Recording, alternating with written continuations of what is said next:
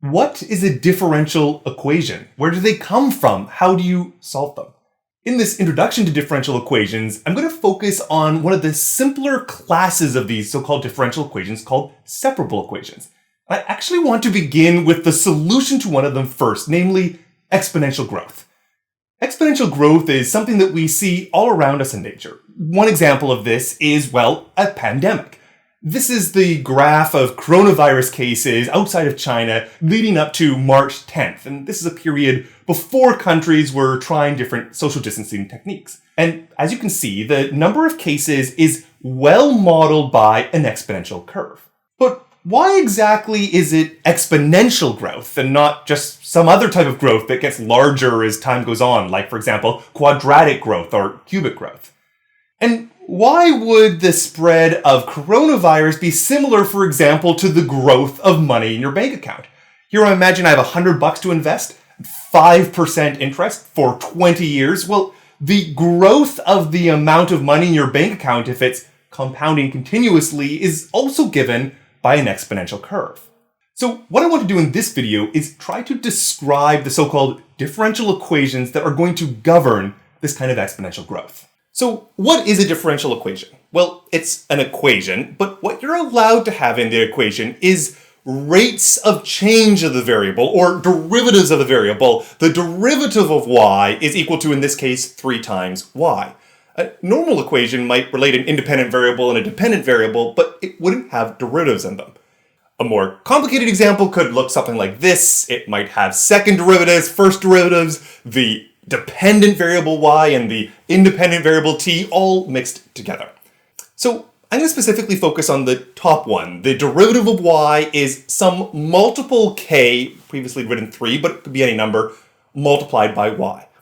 Now, why would this differential equation be useful? What's happening on the left side is that I have a rate of change of y. That's what a derivative represents. Whereas on the right-hand side, I'm claiming that this is proportional, some proportionality constant k, just to the variable y itself. Imagine the case of my $100 being invested. The amount of money that I make per unit of time, the rate of change at which I make money, the growth rate, well, it depends on how much money I have. If I had $1 million, I'd make more money per year at the same interest rate than I would if I had $100.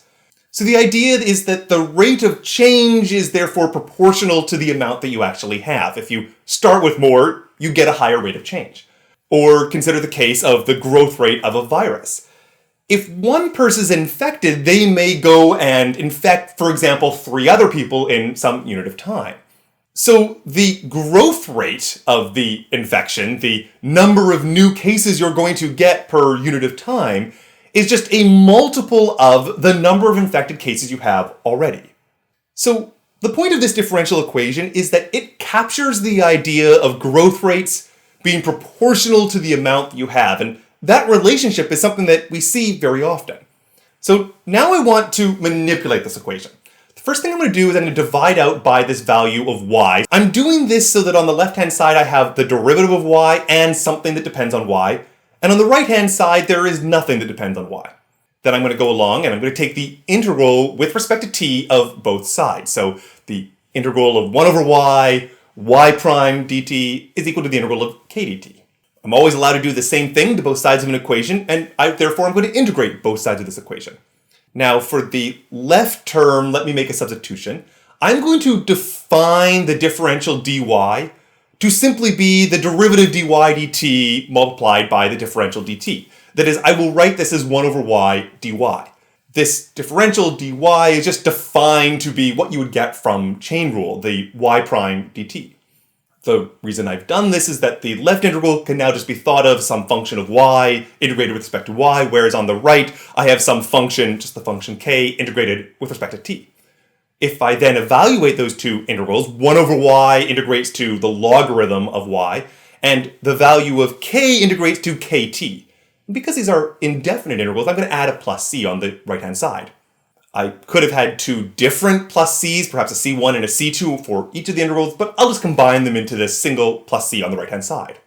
My goal now is to solve for y, and I can do this by taking the exponential of both sides. Again, I can do the same thing to both sides of an equation. So let me raise both sides of the equation e to the power. So e to the logarithm of y and e to the kt plus c.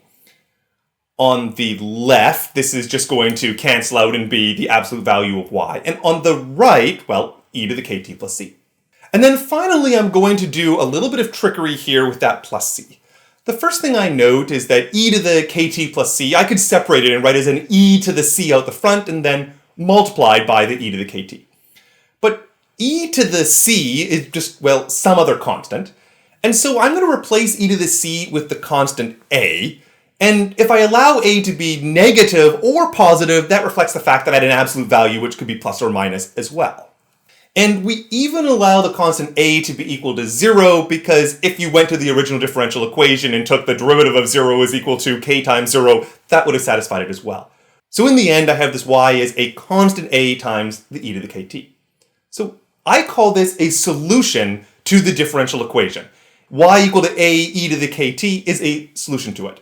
Indeed, if you just take this y and plug it in, it works. When you take the derivative, you would get k a e to the kt is equal to k times a e to the kt. It's the same thing on both sides, so it works out. This is called, by the way, an ordinary differential equation, or an ODE. In multivariable calculus, you could have functions that have multiple independent variables, and you could take partial derivatives of those, and therefore you would get a partial differential equation. So there's another category that you can investigate in your future. The next thing I want to do is imagine that I impose some condition. Imagine I impose that at time t equal to 0, the value of y is 100. This is called an initial condition. It says I'm going to specify one point that at t equal to 0, this is equal to 100. Then what I get out of this, if I just plug it in, is that, well, 100 is what happens when you plug in t equal to 0, a e to the k times 0, and e to the 0 is just 1, so this is just giving me the value of a. In other words, my initial condition that y of 0 is 100 tells me what the a is, so now I have a more specific solution. Y is 100 e to the kt. Putting these two different things together gives something called an IVP, or an initial value problem.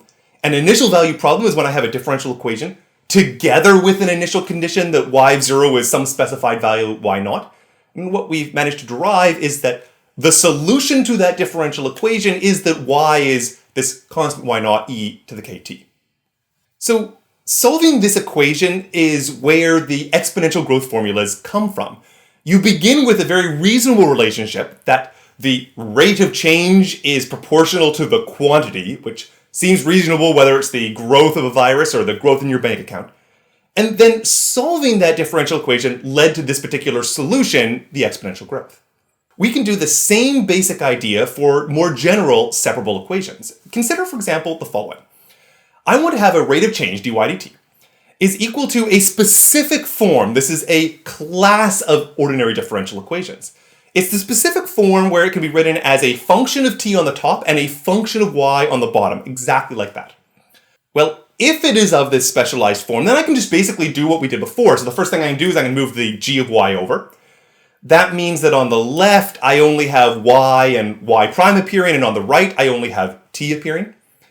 Then I could integrate both sides of this with respect to t, and this is going to be the integral of g of y, dy dt dt is equal to the integral of f of t dt.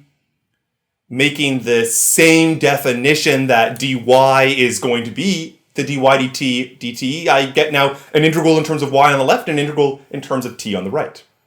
If I then define that capital G of y is an antiderivative to lowercase g of y, I define that capital F of t is an antiderivative to lowercase f of t, then I get the equation capital G of y is capital F of t plus that arbitrary constant c. This equation that I have down here is my solution to the original differential equation, the original separable differential equation. Sometimes the g of y is relatively nice, as it was in our first example, and I can solve it explicitly to say that y is this specific function of t, and sometimes the g of y is quite messy, and I'm not able to do that. Nevertheless, we have a nice procedure to be able to solve these separable differential equations.